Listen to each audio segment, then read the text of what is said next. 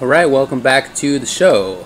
So that wasn't the only big tournament that was going on last weekend. Just talking about TGS. There was also Game Underground Tournament Spectacular 3. Yes, that took place this weekend and had a gigantic list of games that they played at this event. Yeah, that's true. Yeah, there was just about everything. Just good 15, 20 games there. Yeah, even a WWF 2K14. Right, yeah. I always respect that. Yeah. It's in Connecticut, third time that they've done this. Very cool for New England to get something like that because it typically has not. I mean, there have been like some big tournaments there, like Evo East, wasn't that in Connecticut? Yeah, that was in Stamford, Connecticut Stamford, before, It's not very common though, so it's really cool to see that that area has something. You know, Ultra Street Fighter 4, of course, currently always the main game, and some very interesting results there. That's right. So first place was the Steam Company's Sanford Kelly. That's right. Sagat and Oni, he won. That's pretty cool. B-Try and Knuckledew got second with DiCaprio, Guile, and Akuma. Zaffarino got third. Faye, K-Brad, Cammy, fourth place. Fifth places were Coach Steve with Blanca, Rolento, Sakura, Smug also with Dudley, and then seventh places, Volcanic Akuma with Akuma, and KDZ with Rufus, Rose, and Abel. Yeah, but, I mean, how about Sanford Kelly getting first place here? It's great. Yeah, very cool to see.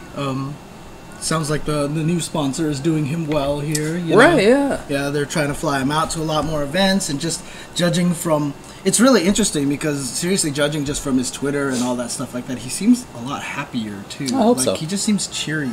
Like, he's a lot more, like, smiley and stuff like that right now. So, you know, that's really cool. I'm super happy for him. And I know at one point he was really having trouble deciding whether to go with Oni or Sagat. And I think he stuck mostly with Oni. Actually, he was thinking about going with Oni or Sagat and then Oni or Evil Ryu. Or was he thinking about Evil? Yeah, he was thinking about Evil Ryu. And a lot of people convinced him to stay with Oni because he felt more comfortable with him and stuff like that.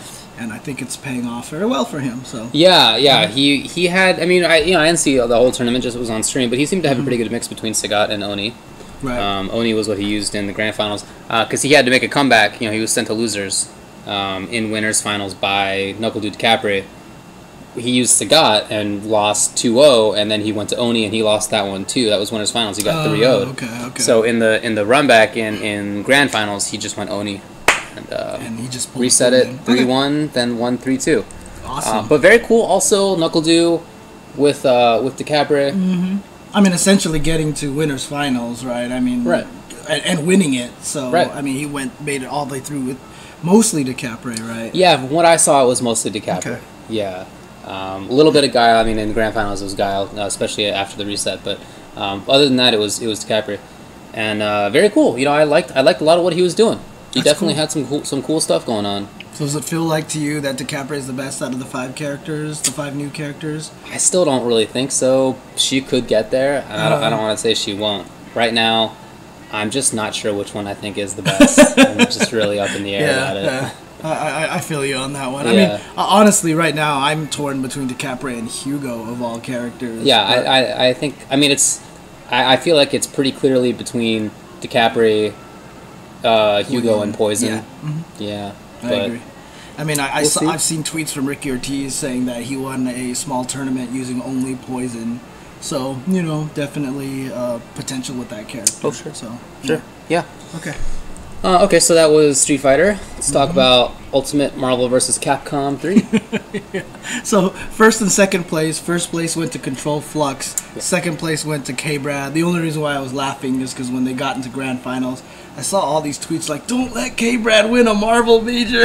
I know, yeah. Isn't that funny? I saw him tweeting before the tournament about how he hadn't really been playing. Yeah. But, there you go. Oh, man. Trish Virgil Dante with for K-Brad. And Flux takes another big tournament. Yeah. This is like the second or third in a row. Yeah. So it seems like he's doing super well right now. Yeah. Good stuff to him. Yeah, definitely. Always seem to have a little bit of you know, it's the breakthrough moment. As soon as you win that one, all of a sudden the confidence kicks in and stuff like that. So, yeah. Definitely.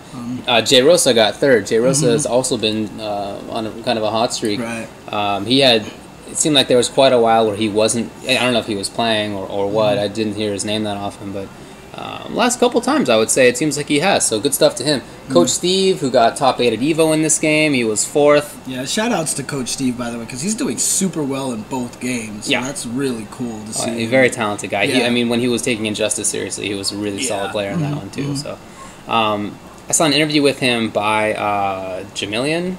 Oh, yeah. Which I read, which was cool. He had some cool cool insights. Recommend checking that out if you're interested.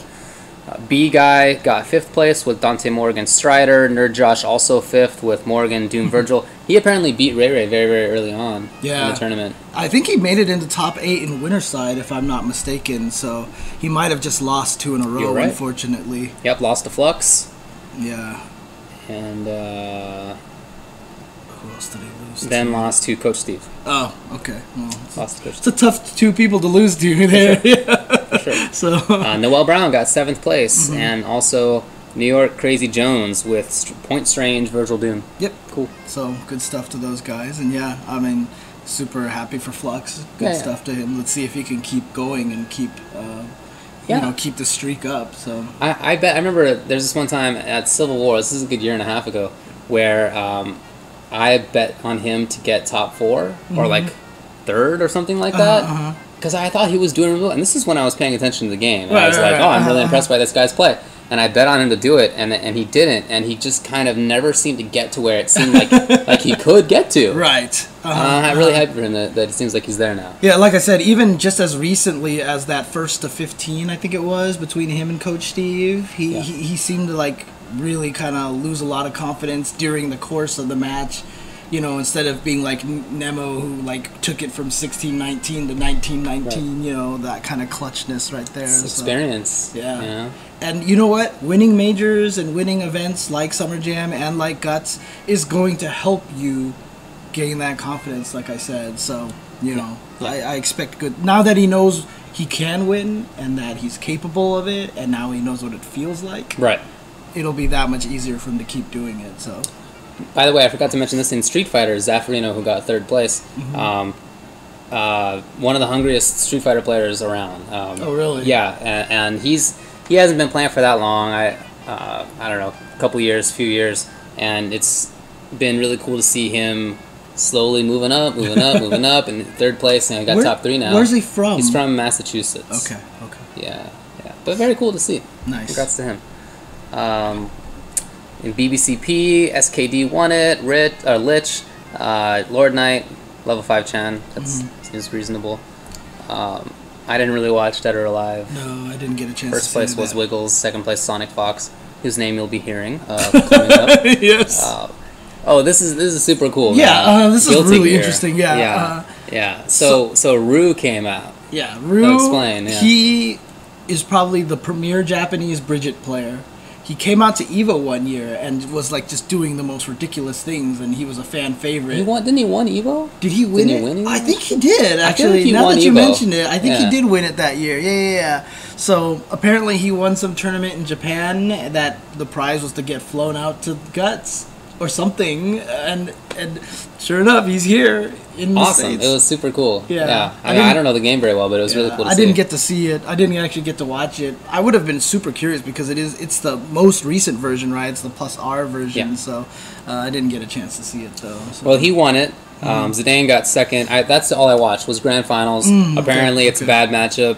Bridget and Anji, the people were talking about it on commentary. Okay. And it looked kind of rough. She was just like flying everywhere. I don't even know. Look, I don't know the game very well, but she's like flying up into like the Marvel 2 regions. Yeah. She's like way up there. Because if you throw the yo-yo up, you have a move that always makes you go towards your yo-yo where you planted it. So if she throws yo-yos up, she just fly away. She was just like mobilitying herself around. Like Anji was like, they might have changed some stuff in Plus R that give her more mobility. I don't know. I'd have to take a look. So it was cool.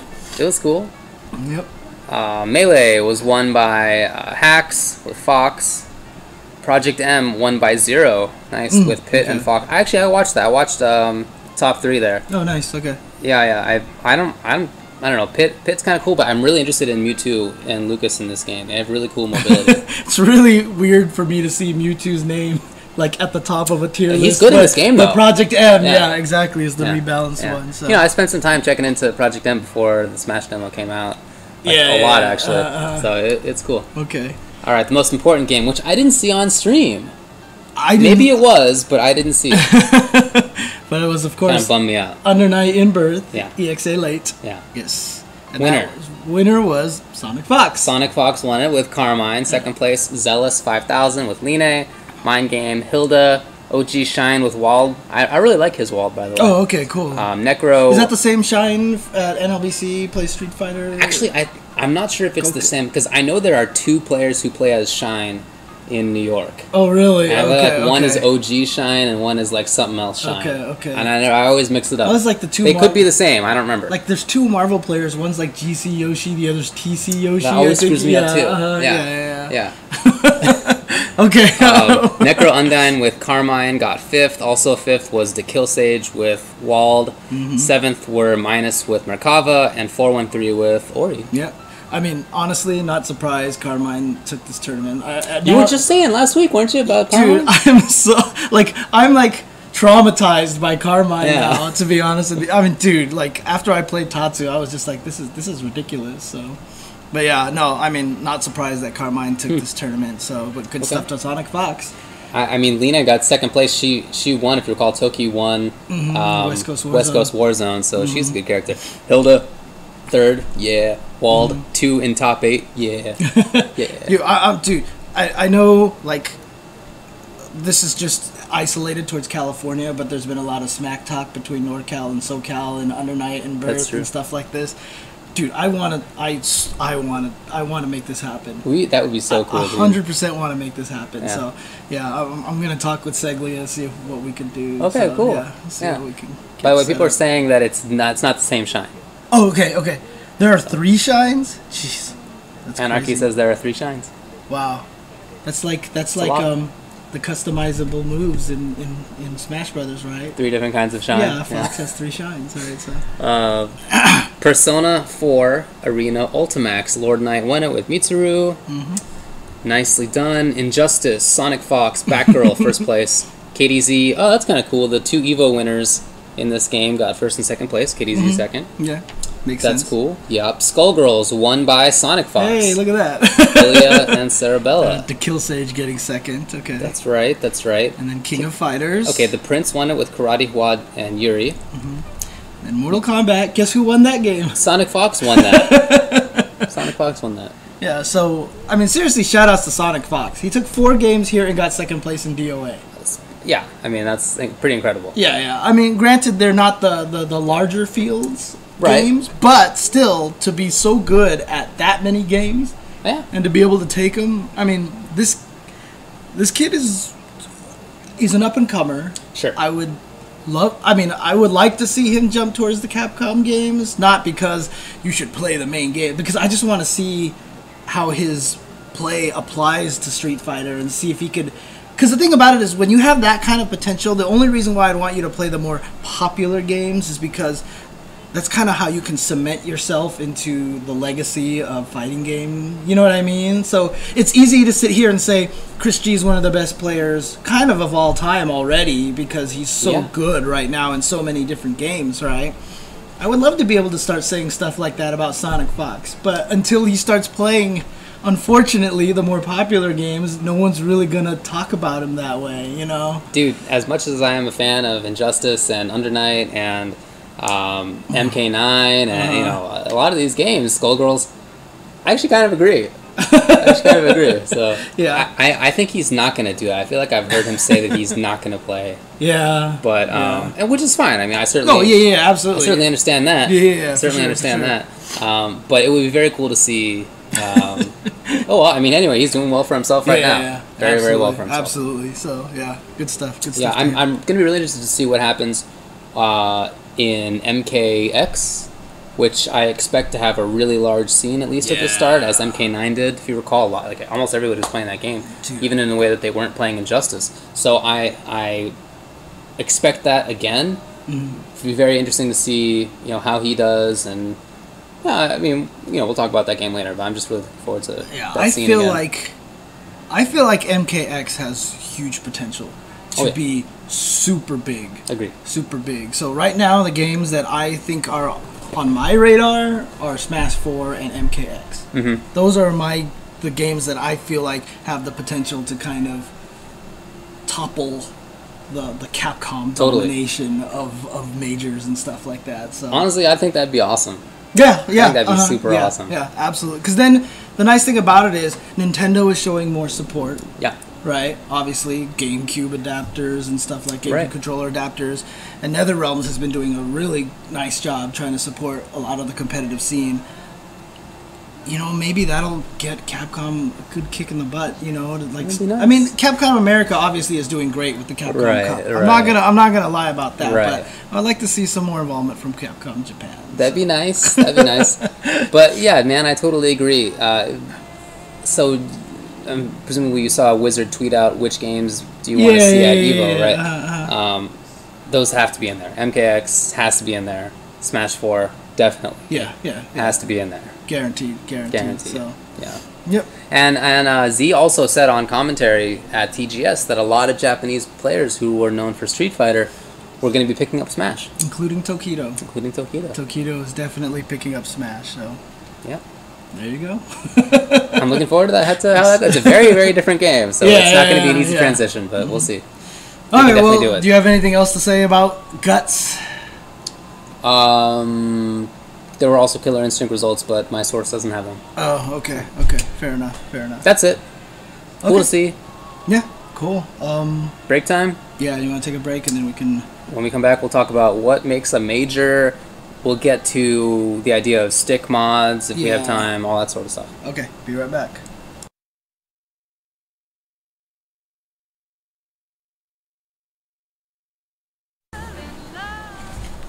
All right, welcome back to the Tuesday show. Time for opinions. Yeah. Maybe no longer news. All right. I mean, we haven't done stuff like this in a while. Yeah, I know. You know, but it's always interesting. Huh? Just recently, I've been having talks with some other people and stuff like that, and just in my mind, I feel like the FGC needs to really take a close look at a major, because everyone's calling everything a major these days. And so what's end up happening is you have everybody saying like, oh, this character won a major, this person won a major, and all this is a major. And I feel like everything qualifies as a major now. It's like as long as you have a stream and it's a weekend event that takes more than one day and has Sunday finals, like you're a major. Okay. And I feel like it's devaluing the term almost a little bit. You know what I mean? Like I feel like we need to establish more levels or something, you know, more tiers of tournaments, because I don't know, if you just call everything a major, it's just like, if everything's a major, then nothing's a major, right? Kind of, yeah. But I mean, so we kind of apply that term across the board, but at the same time, like, you know what the really big ones are, like EVO's the biggest, obviously. Right. You can name probably half a dozen others. Final round is, it's not EVO, but it's like just underneath that. CEO. Right? Probably CEO. SoCal Regionals, probably maybe. that one too. Yeah. You know, a couple more. But, you know, you kind of more or less know which ones. Would you want to change the names of those? You want to stop calling them majors? Or do you want to stop calling the ones that are not those majors? You see what I'm saying? It doesn't matter. We can go either way, right? So I'd be willing to take an event like Final Round and just start calling it a Grand Slam, right? Like really elevate some of these tournaments to a different status, because something like EVO, like Final Round, maybe CEO, you know, maybe SCR, like I said. Okay. I feel like they're ones that are on people's radar. The most people show up to those events, so maybe they should be called a Grand Slam, or maybe we leave them as majors and start calling all the other events something else, like a regional, for example. I haven't heard the term regional in forever, but I feel like we used to call things regionals. A little bit, yeah. I mean, I definitely went to things that were called regionals on the East Coast. I feel like I did the same in SoCal for some times. Yeah, but I mean, the problem is you have tournaments like NorCal Regionals and SoCal Regionals would have regionals in their name. Right. So if you call them regionals, so then what? If they transcend that, then do they have to change their name to SoCal Major or NorCal Major? Right. Which is bad for their branding, you know? Like what if there's a tournament that's called Major? But it's like not a major. Yeah, I mean, no one's done that yet, huh? No one's called a tournament like the Texas Major, you know, or anything like that. Right. But I mean, I feel like there needs to be a little bit more of a tiering of tournament levels right now. I think, you know, I know Capcom Pro Tour is kind of trying to do that with premier events and ranking events and stuff like that. But I just feel like right now the term major is just getting out of hand. Like, I mean, there are a lot of tournaments that I'll see that, you know, they get like maybe 100 players in their game, and you know, don't get me wrong, 100 players was a lot at one point in time. You know, but nowadays I just don't know if that can qualify as a major anymore, you know, especially when you can have something like Wednesday Night Fights get 100 people, right? Yeah, which is a weekly, right? I mean, granted, that's an extreme example, sure, very rare, but still. But yeah, I don't know, I just feel like at this point in time we just really need to take a step back and look at it and see if we can come up with something else. Like, instead of a major, just call them an event or something, you know what I mean? Because at this point in time, I think we're getting oversaturated with majors. Yeah. And this was a problem a while ago when remember there was like one point in time where there's like a major every week or something like that. Right, yeah, sure. And it kind of rolled back, but now we're kind of getting back there again.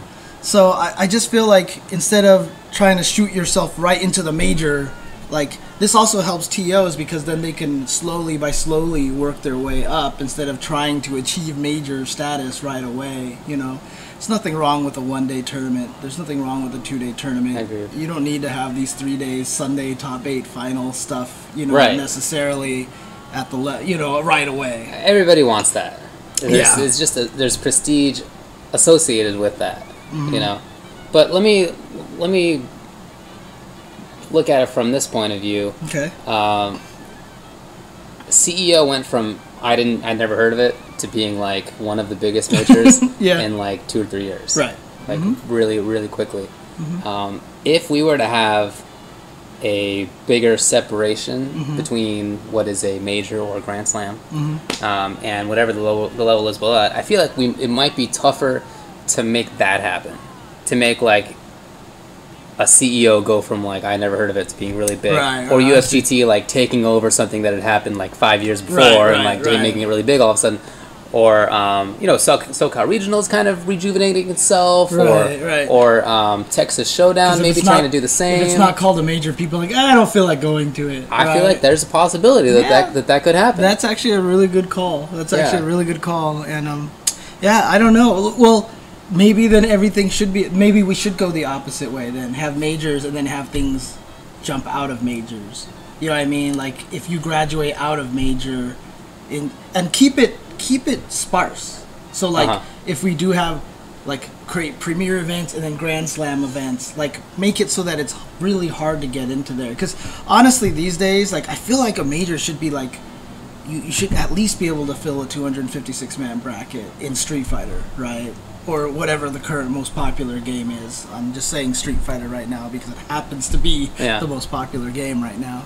So I just feel like that's, you know, otherwise, like I said, I feel like you're kind of devaluing, because if you're saying like, hey, check it out, like Dawson won a major and he won an 80-man bracket, and then someone with Akuma wins like a 312-man bracket, and you're like, hey, Akuma won a major. There's a big difference there. You know what I mean? So I just feel like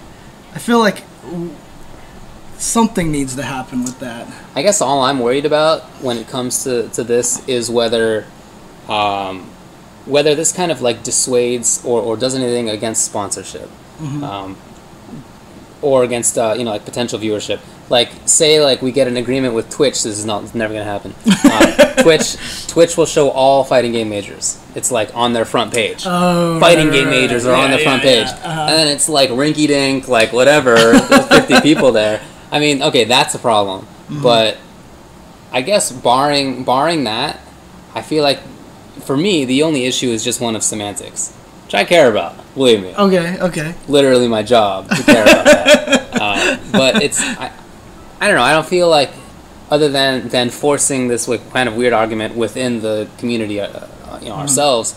I guess I don't really feel like there's a big problem with calling things majors. And you know, the CEO example of like going from nothing to major, super major in just a few years, that's rarely going to happen. It's very very rare. But I guess I just worry about like kind of codifying which ones are Yeah. small ones and which ones are not. Yeah, that's definitely the biggest problem, is that it starts kind of playing this favorites kind of Right, game. which I don't want to do. Right, so you want to give everybody an equal chance to grow like a CEO did. And whichever tournaments get the most people and get a good reputation, and the organizers are doing a good job, I feel like it should very much be like a free market kind of thing. If you do a good job, hey, congrats to you. It should be big next time. Okay. That kind of thing.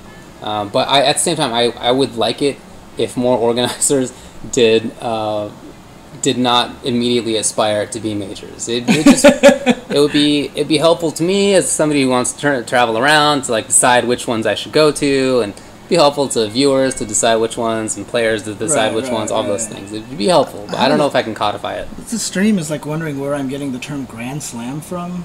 Come on, I thought everybody watched tennis. You're the only one. Yeah, in tennis, there's 4 Grand Slam tournaments. Right. Australian Open, Wimbledon, French Open, and the U.S. Open. Those are the big 4.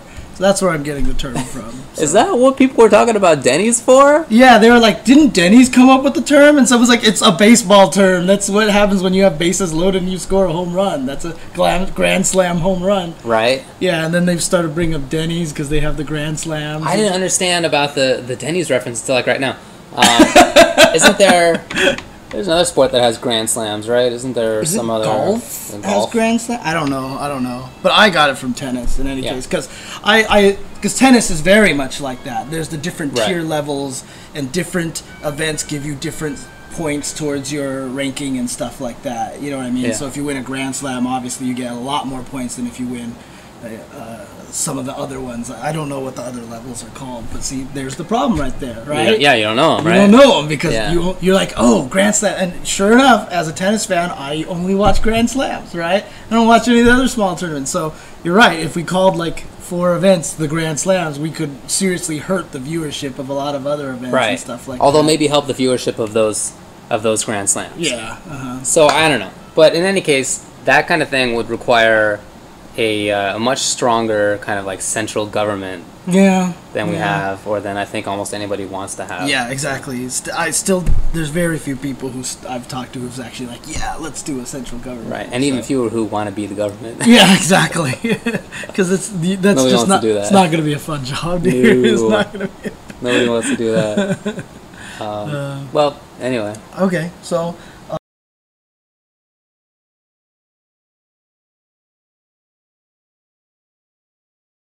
We can talk about the next item here. Let's talk about the next item, which is stick modding. So this comes from Tokyo Game Show. Yes. Okay, so Tokido had this stick, and it had a very interesting mod to it. And that mod was that he had an additional up button. Yeah. Right? I heard he has an additional jab button somewhere. I heard that there was additional other stuff too, but I don't know. Yeah, if he's in there, then he'll be able to say for sure. Yeah, but I heard basically what it is. He has an up button under the joystick. Yeah. That he can hit up with his left hand, so he can play like this and tap this. And the reason why he has this, and you saw it because he pulled this off super consistently and a lot, is he now gets a free combo into Ultra after Stand Fierce, because he can do Stand Fierce teleport into Ultra 2. Right. Which is possible without the extra button. Sure. But with the extra button, it's literally Fierce uppercut, and then he just goes ta-da, and then like he can practically like mash the 3 buttons, and you know like the buttons, and it'll come out like instantly. Right. It's obviously a lot faster to be able to go from a teleport motion up with their thumb than it is to do this. You know what I mean? So. It takes less time. That's why people are using hitbox. I remember a couple months back, after Ultra had come out, after Evo, Alyun linked a video of Tokido playing, where he just anti-airs people with Ultra 2, just like raw Ultra 2. Which is really tough, dude. The motion makes that very difficult. Yeah. What is that? It's triple up? I think it's just up. Yeah, I think it's just up. It makes that very, very tough. But he was doing it, and we were like, what's he doing? Like, is he like super plinking? Like, how is this happening? And we all had theories and whatever. But this is it. It's just some trick with the joystick. Like, that's all. There's nothing too fancy about it. It's just a change. Oh, maybe that's why he has the jab button next to it. Because then he plinks the up. Like, maybe he hits up and then jab, and then that registers as up. So it's even faster. I don't know. Interesting. Okay. Yeah. But yeah. But in any case, so he has this mod. He has an additional button. This is the conversation we had with Full Schedule's joystick a few months back, but he has up forward and up back kind of at the top of the buttons. Right. And I've even seen it that people online started debating this. They're like, well, Full Schedules is wrong because it's 2 directions mapped to 1 button, whereas Tokido's is just 1 direction, so he's not doing anything extra. Come on. I mean, you're modding your stick to do something extra, right? Yeah, what a silly distinction. It helps. It helps. Right. Yeah. So, it helps specifically with a certain tactic that's really good if you can do it. Super hard to do if you don't have those technical changes. Right. Now, I remember when we were talking about this, you were like, whatever, it's like, if you can do the advantage, then go for it, right? Right. So, I mean, do you still feel that way? Do you have no problem with Tokido's joystick or with the double up? The biggest problem is the one that you brought up when we were talking about this on Twitter. So I do like the idea of being able to customize your thing. I would liken it to being able to customize your equipment and whatever else you play, whatever other hobbies you have.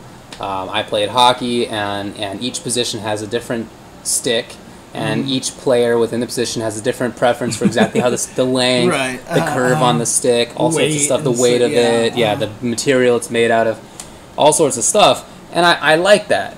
It makes it not easy to get into hockey for a lot of people. Hockey's an expensive sport, and that's one of the reasons. It's because it's not. If you're gonna just pick up some crappy stick, it's not gonna do as well as if you had some sick custom stick. And so it's kind of the same way in fighting games. If you have a stick like Tokido's, like Full Schedules, that's very helpful to you. But it also means that the barrier of entry is a little bit higher, because if everybody has these like silly customized joysticks, like say like I have a stick where I have everything is normal, but I have like some little motion that makes 720s super easy. I just go boop, and it's like each direction, and then the last one is like 3 punch. Boop. There it is. Like so everybody has that for whatever character they play, whatever game they play. That makes it very tough for people to get in.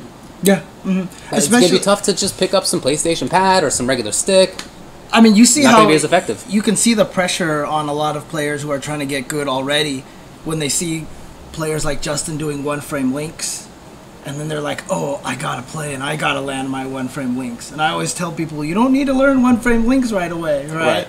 But now that barrier of entry is already frustrating enough for a lot of people, these 1-frame links. But now if you make it so that literally, like, I'm the biggest Tokido fan, I love Akuma, I want to use Akuma to the same level that Tokido's using him, and Tokido's raw anti-airing with Ultra 2, because he has a special joystick for it.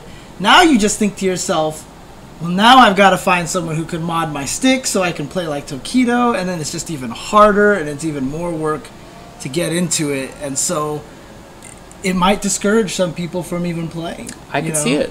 You know, it's definitely possible. So hockey is a well-played sport in many parts of the world.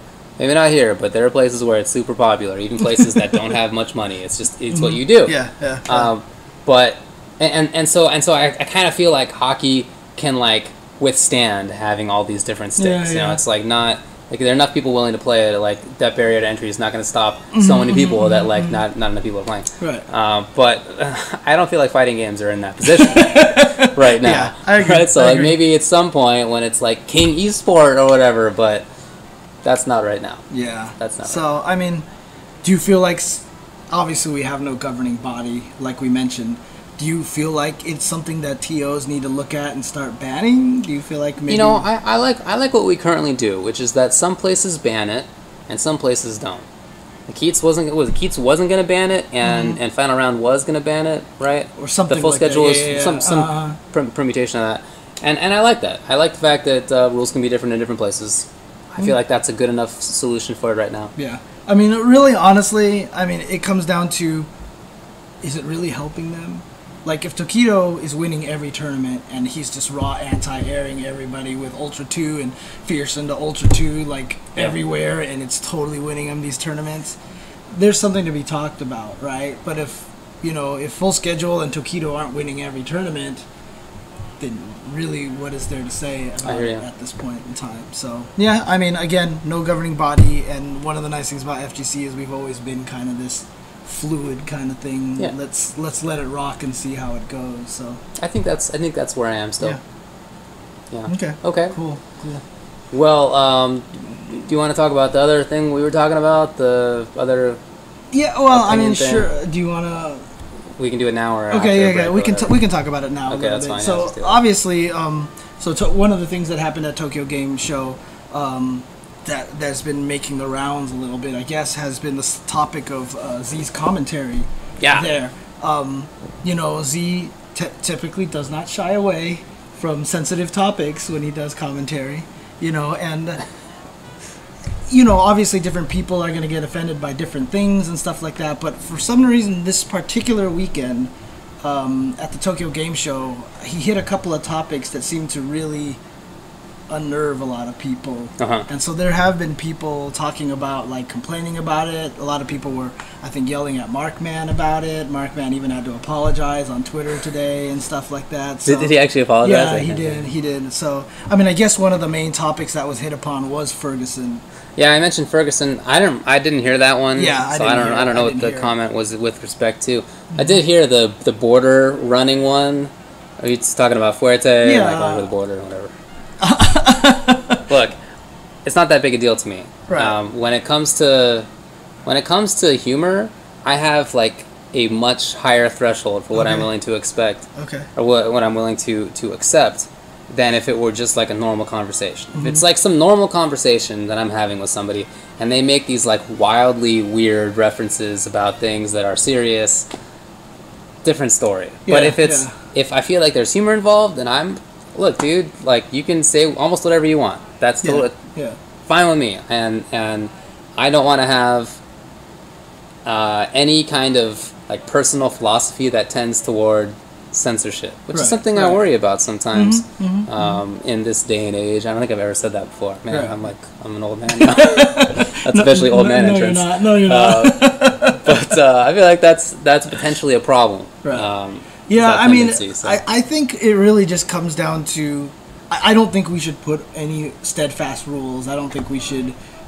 really, honestly, it should just be up to the commentator to figure if they want to mention certain things, if they want to avoid certain things. Yeah. Me personally, I mean, I would just shy away from certain things just to talk, Yeah, I'm not going to talk about that stuff. Right, I mean. That's not my style. And plus, for one thing, if I said it, like, guaranteed it would come out super serious and, like, no one would even know I'm joking because it's like I'm the worst troll in the world, like, seriously. Well, okay, but when it comes to Z, like, he doesn't have like a joke delivery. Right, exactly. His joke delivery is the same delivery as his good morning delivery or as his like I'll have a sandwich delivery. It's like the same. He has no difference. But that's what makes it good though, because it's very deadpan. It's very deadpan humor, and like, one of the funniest movies to me ever is Airplane, and that is 100% deadpan comedy, right? Sure. So I love that stuff. But I mean, like I said, right when I started, Z is just not known to shy away from these kind of things. Huh? I don't think that you should take too much of offense by it, but if you do feel uncomfortable with it, if it does bother you, the best thing to do, honestly, is just tweet at him, message him, have a nice conversation with him. Totally. And maybe it'll just be something like, okay, next time I won't do that anymore. Totally. And that's it, right? There's no real reason for it to turn into some big hullabaloo kind of thing. Like, there's nothing saying that he has to commentate next time. Same with me. If I do something if I say some terrible thing everybody's mad at me about, then it stands to reason that, like, maybe I wouldn't be invited to commentate next time. So, you can certainly let yourself be known. That's what happens every time I commentate Marvel. Yeah, I know. I do that to myself now. Yeah, exactly, right? Out of that. Dude, I was at the Run Back last week, and, like, nobody was doing any commentary, so Mondo got me to do Marvel, and I was like, God, this is gonna be bad. Yeah, man, when I had to do Marvel at EVO, it was rough. I was so happy that Ringe was my commentary partner. I was just like the fluff on the side. Dude, I still say that Friday session that we commentated all of Street Fighter was shorter than our 2 hours of Marvel the next morning. Totally. Dude, that 2 hours was so long, and if it wasn't for Marn crawling off the stage, I don't think we would have had anything interesting to do. But that was a good one. That was definitely a good moment. Anyway, as far as Z goes, I don't think it's that big a deal. At the same time, I understand that like what I think is a big deal, it's going to be different from what other people think is a big deal. Everybody has their own issues, but I don't know. If Z's in the chat, has he done a Holocaust thing? Has that happened? I don't know if he did a Holocaust thing. I just mean it. No, I didn't hear it this time. I'm just saying ever. Right. Because that's certainly like could potentially a trigger for me. But at the same time, I'm not gonna get mad at that. You know what I mean? Like if we're in a normal conversation and somebody is talking about that, I might have a pretty big problem with that. All right. But if there is a joke going on, it's a different story to me. Yeah. And again, if it did offend you, you know, people in the chat shouldn't be like, why are people so sensitive these days? And at the same time, if it did offend you, you shouldn't be like, burn Z at the stake. Like, honestly, just like I said, talk to Z about it. And some people did. And Z was like, you know what? I understand. And I won't bring up something like Ferguson anymore. You know what I mean? Fair enough. And that's it, right? That's all it needs. It's just a good discussion, conversation, no extremes. No one needs to get mad. No one needs to burn at any stakes. And we're good, so... People are saying he has made a joke like that. I expected that he had, but I just didn't remember it. Right. So, yeah. Oh, man. So, anyway. Honestly, the only... I mean, that's always the rule, right? You can only make fun of what you are, right? So...